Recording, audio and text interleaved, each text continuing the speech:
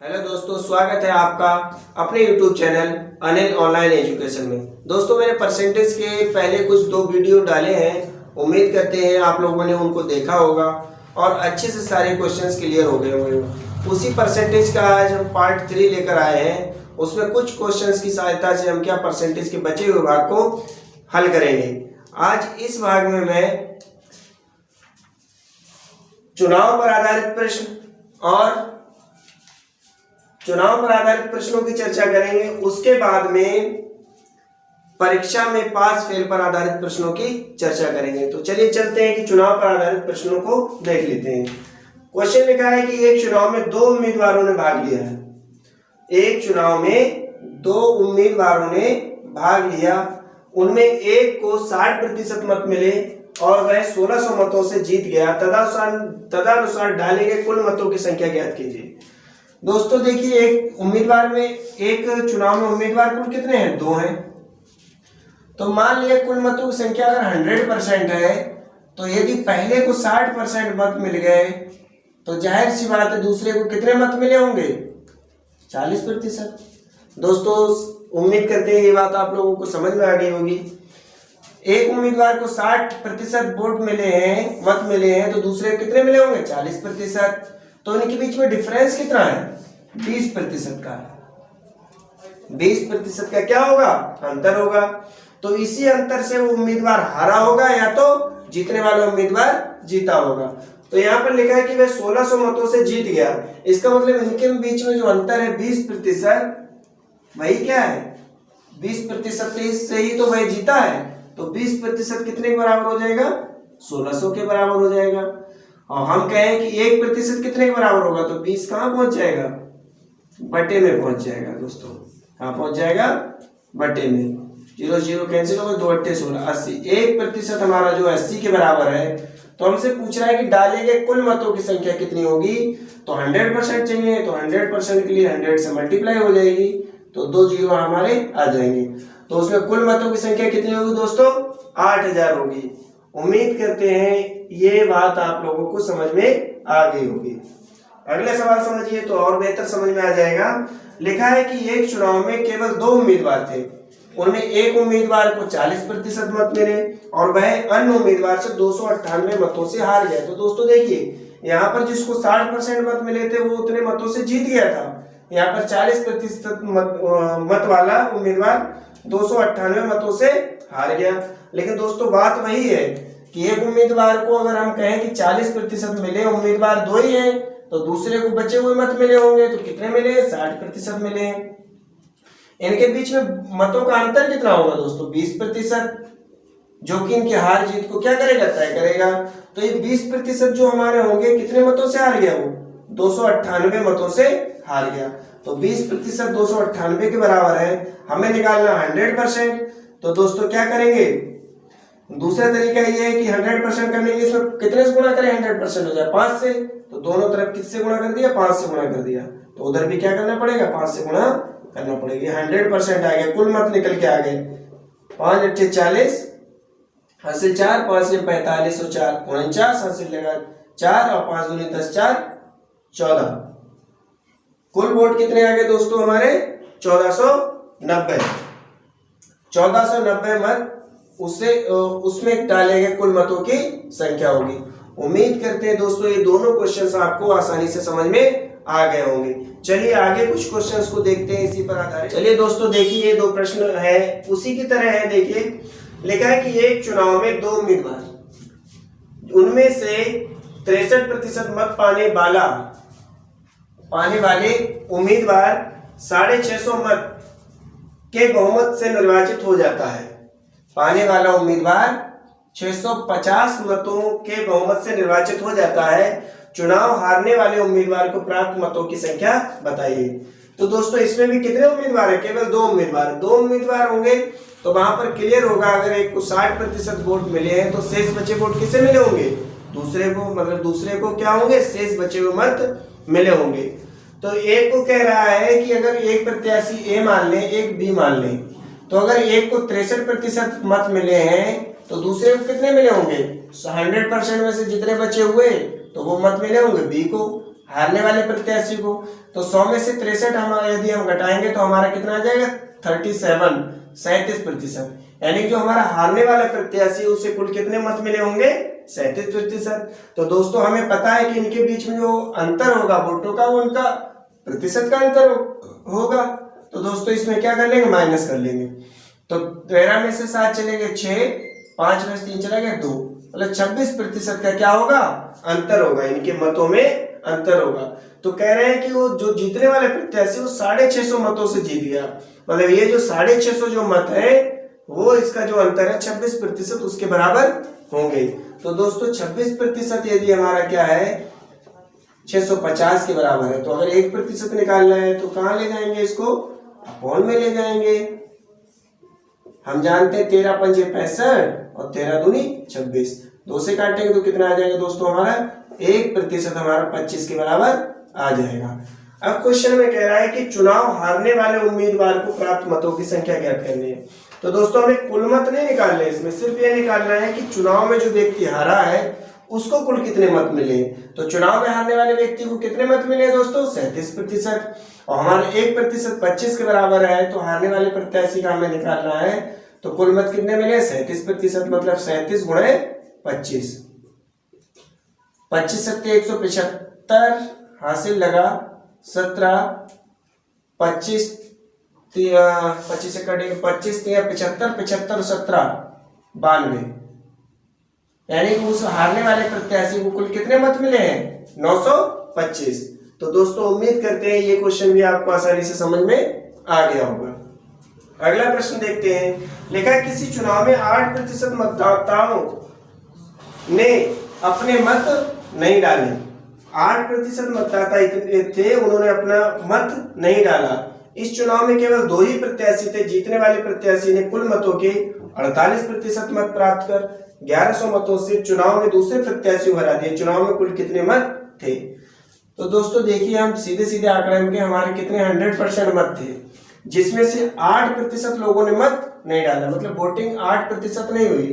तो टोटल 100 में से 8 घटा दें कितना प्रतिशत वोटिंग हुई 92% क्या पड़े वोट मिले।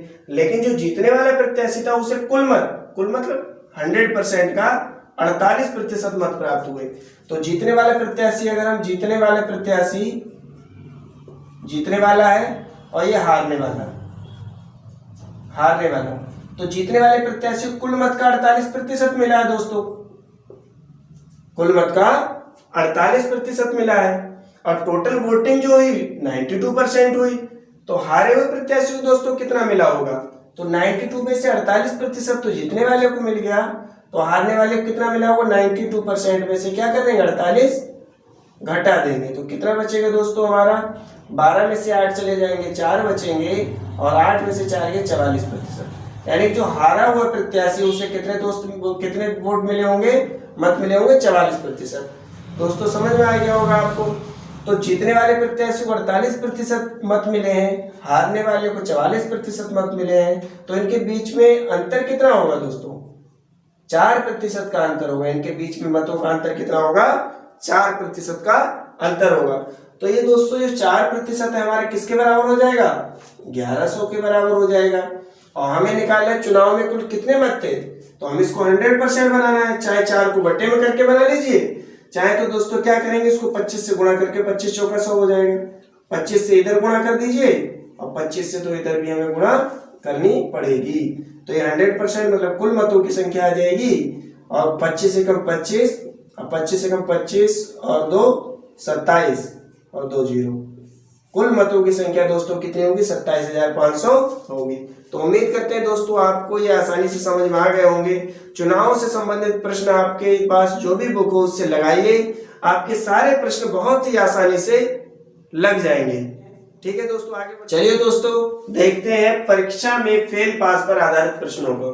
तो ये प्रश्न भी बहुत आसान है दोस्तों, थोड़ी सी समझ की आवश्यकता है। लिखा है कि एक परीक्षा में परीक्षार्थियों के 52% अंग्रेजी में उत्तीर्ण हुए और 42% गणित में। तदनुसार यदि दोनों विषयों में 17% अनुत्तीर्ण रहे तो उन दोनों विषयों में उत्तीर्ण परीक्षार्थियों का प्रतिशत ज्ञात करना है। तो दोस्तों हम जानते हैं लिखा है कि 52% काय में उत्तीर्ण हुए हैं अंग्रेजी में, इंग्लिश, और गणित में भी कुछ प्रतिशत उत्तीर्ण हुए, 42% गणित में उत्तीर्ण हुए।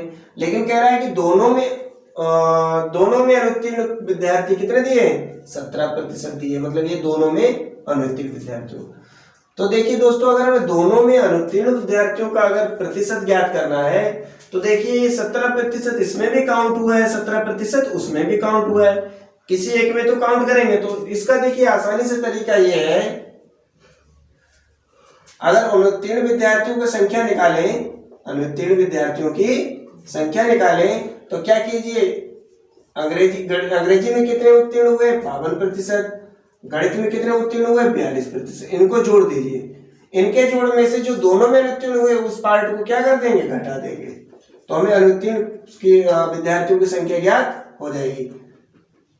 4 9, 94 में से 17 घट जाएगा, 14 में से 7 चले गए 7, 8 में से 1 गया 7।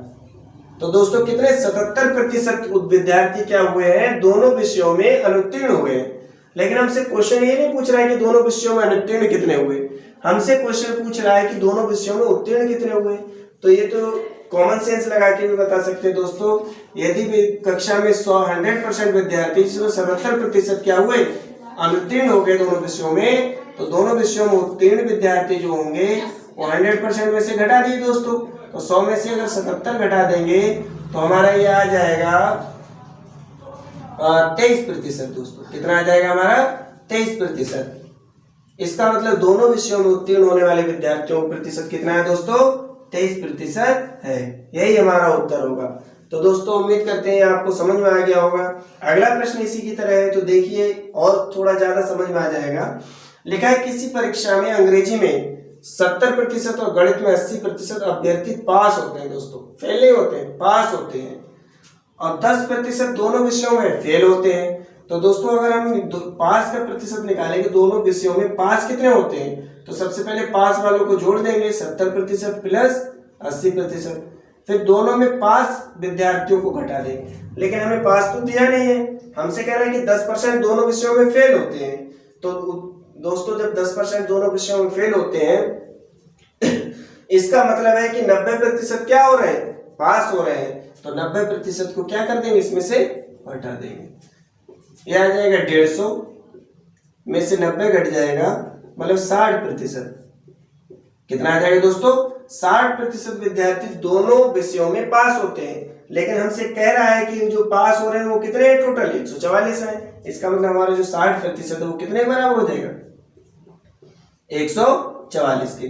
तो 1% कितने के बराबर हो जाएगा, 60। हमें निकालना कितना है दोस्तों, 100%, क्योंकि कह रहा है कि अभ्यर्थियों की कुल संख्या क्या है, जिसको हम 100% होगी टोटल, तो क्या करेंगे, 100 से गुणा कर देंगे। तो दोस्तों इसको कैलकुलेट कर देंगे और हमारा आंसर निकल के आ जाएगा। 0 से 0 कैंसिल हो गया, 6 दूनी 12, 6 चौक 24। तो उस कुल अभ्यर्थियों की संख्या कितनी होगी दोस्तों, 240 होगी। उम्मीद करते हैं दोस्तों आपको ये सवाल बहुत ही बेहतरीन तरीके से समझ में आ रहे होंगे, आपको पढ़ने में मजा आ रहा होगा। इस तरह के सवालों का बुक से लगाते रहिए, रिवीजन करने से आप लोगों को और भी आसान लगने लगेंगे। चलिए आगे देखते हैं कुछ क्वेश्चन दोस्तों, देखते हैं आगे कुछ प्रश्नों को। क्या है कि एक परीक्षा में अधिकतम अंकों के 20% अंक प्राप्त करने वाला छात्र 5 अंकों से अनुत्तीर्ण हो जाता है। दूसरा छात्र जिसे अधिकतम अंकों के 30% अंक मिलते हैं, उत्तीर्णांकों से 20 अंक अधिक पा जाता है।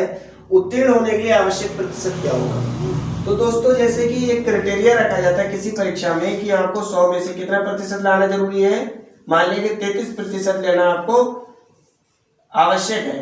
यही क्या आपका उत्तीर्ण होने के लिए एक प्राप्तांक रखा गया है, उत्तीर्णांक रखा गया है। तो देखिए इसी के सपोज पे मान लिया कि हमें नहीं पता है कि उत्तीर्ण होने के लिए कितना प्रतिशत आवश्यक, मान लिया X% आवश्यक है, तो वो कह रहा है कि अगर 20% अंक पाता है तो 5 अंकों से फेल हो जाता है। अगर 20% जो है वो 5 अंकों से फेल हो जाता है, मतलब इस उत्तीर्णांक से वो क्या है, 5 अंक कम है।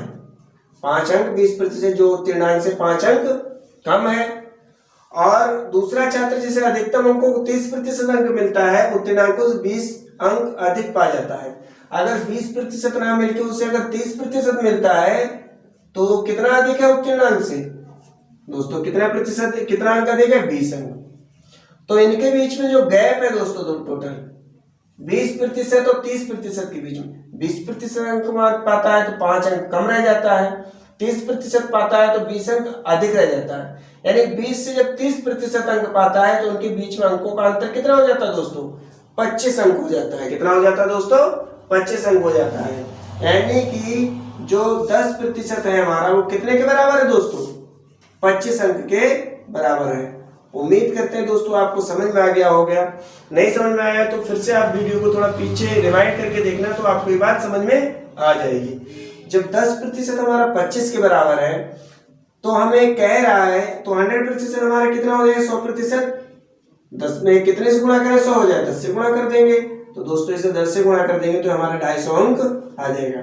मतलब टोटल उसका कुल अधिकतम अंक कितने होंगे, 250 होंगे। लेकिन हमसे अधिकतम अंक नहीं पूछ रहा है दोस्तों, कह रहा है उत्तीर्ण होने के लिए आवश्यक प्रतिशत कितना होगा। तो हम जानते हैं कि 20% जब वो अंक पाता है तो 5 अंकों से अनुत्तीर्ण मतलब फेल हो जाता है। यानी कि उत्तीर्ण होने के लिए प्रतिशत होगा, उत्तीर्ण प्रतिशत वो 20% से अधिक होगा। 20% तो होगा ही होगा, प्लस 5 अंक।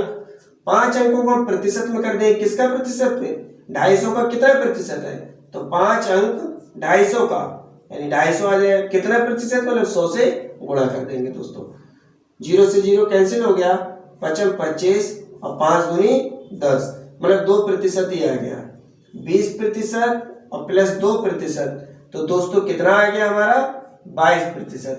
यानी उत्तीर्ण होने के लिए हमें टोटल कितना प्रतिशत की आवश्यकता होगी, 22% की आवश्यकता होगी। तो दोस्तों इसको हम इससे ना निकालेंगे, इससे भी निकाल सकते हैं। 30% करेंगे फिर हमें क्या, ये अधिकतम अंकों से 30% अंक प्राप्त करें, 20 अंक अधिक लाता है तो हमें इसमें से माइनस करना पड़ेगा। 20 अंकों को प्रतिशत में चेंज करके 30 में से माइनस करेंगे। 20% का यहाँ पर प्रतिशत निकालेंगे दोस्तों तो 8% आ जाएगा। 30 में से 8% घटेगा तो हमारा कितना आ जाएगा, 22%।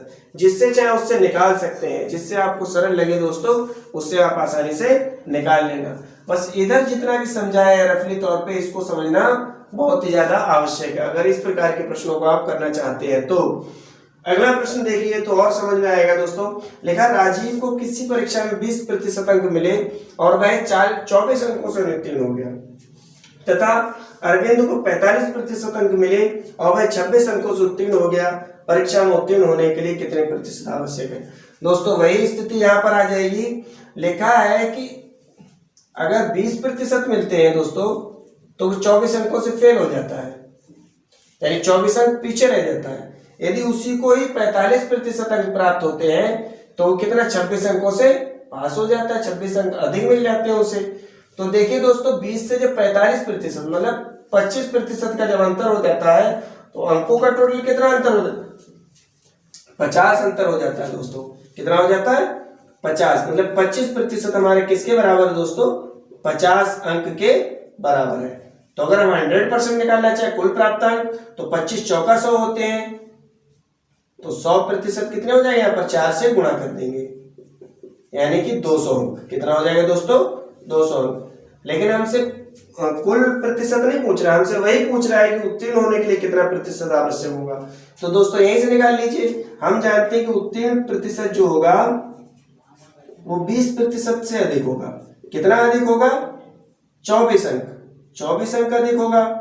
तो दोस्तों 24 अंक को हम क्या प्रतिशत में चेंज करेंगे तो कितने का प्रतिशत है, ये 200 का प्रतिशत में निकालना है तो 100 से गुणा करेंगे। 2 0 से 2 0 कैंसिल हो जाएंगे, ये 12 आ जाएगा दोस्तों। तो 20% और ये कितना प्रतिशत अधिक होगा, 12%, मतलब ये कुल मिला के कितना 32% अधिक होगा। तो दोस्तों उत्तीर्ण होने के लिए कितने प्रतिशत की आवश्यकता होगी, बस सिर्फ 32% ही। तो इस प्रकार से आप लोगों को ये बहुत अच्छे से समझ में आया होगा। हमारा प्रतिशत का जितने भी चैप्टर्स थे, जितना भी इम्पोर्टेंट था वो हम लोगों ने इस वीडियो के माध्यम से और पिछले 2 वीडियो के माध्यम से पूरा कंप्लीट कर लिया है। तो दोस्तों उम्मीद करते हैं प्रतिशत से संबंधित आपकी जितनी समस्याएं थी वो सारी समाप्त हो गई होंगी। और कोई भी अगर समस्या है तो आप कमेंट बॉक्स में अपना प्रश्न रखिए, उसका निश्चित रूप से आपको हल मिलेगा और अगली वीडियो में उसका सलूशन बताया जाएगा। तो आगे की सीरीज हम लेके आएंगे, तब तक परसेंटेज का जो भी आपको पढ़ाया गया अपनी टेक्स्ट बुक से, जो भी बुक आपने परचेस कर रखी हो उस बुक से आप उन प्रश्नों को लगाइए। उम्मीद करते हैं आप सारे प्रश्नों को बहुत ही बेहतरीन अंदाज में लगा देंगे। तो चलिए इसी के साथ इस वीडियो से विदा लेते हैं। इस चैनल पर बने रहिए। यदि वीडियो अच्छी लगती है तो वीडियो को लाइक कीजिए, दोस्तों में शेयर कीजिए और चैनल को सब्सक्राइब करना ना भूलिए। ठीक है, विदा लेते हैं। जय हिंद दोस्तों।